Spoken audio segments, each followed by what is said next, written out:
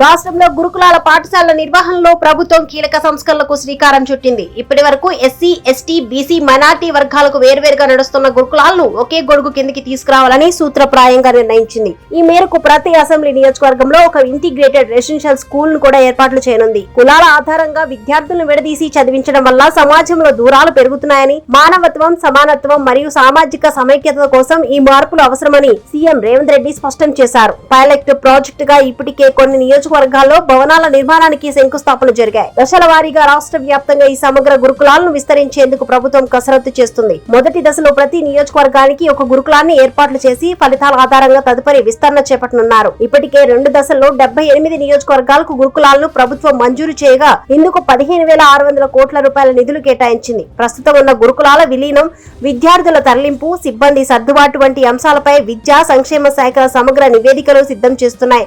వచ్చే విద్యా సంవత్సరం నాటికి కనీసం కొన్ని నియోజకవర్గాల్లోనైనా ఈ ఇంటిగ్రేటెడ్ స్కూల్స్ అందుబాటులోకి తేవడమే ప్రభుత్వ లక్ష్యంగా ఉంది.